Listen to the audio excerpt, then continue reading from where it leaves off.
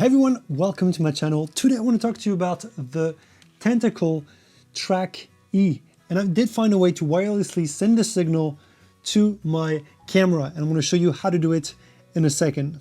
1 second later. In the previous video, I showed you how to use a Bluetooth transmitter to send the audio signal from your Track-E to your Bluetooth headphones in order to monitor the audio.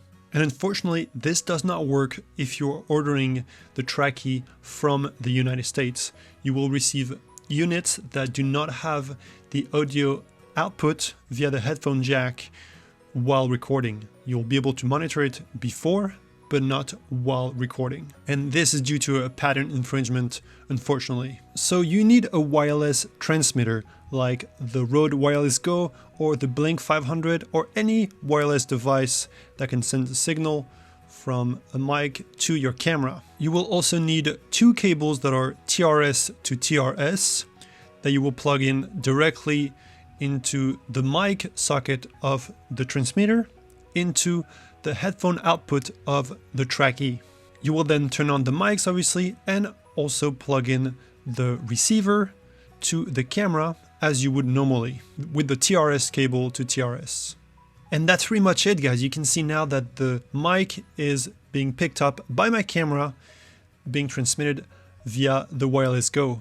It is really awesome, and that way I can monitor the audio also of the Track-E with my headphones plugged it directly into my camera. And this is what it looks like when it's all rigged up.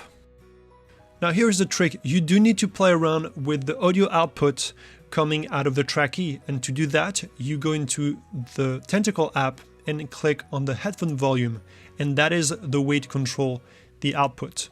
And here are my settings that gave me the least amount of noise recorded into my camera. I have the headphone volume at 50, around 50 or 60. I got my gain at 30 or 35 on the Track-E.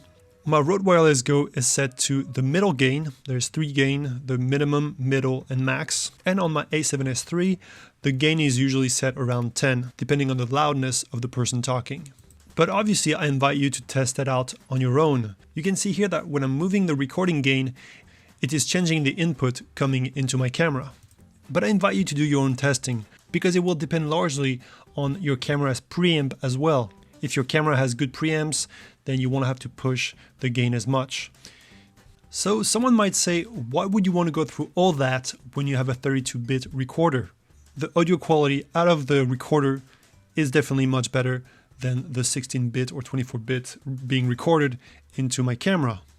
But here are a few reasons why this is an awesome setup. First of all, I don't always need to have a 32-bit float, and I'm going to use it as a backup when I'm doing interviews, because sometimes I really need to be able to quickly get my interview edited and sent to my clients.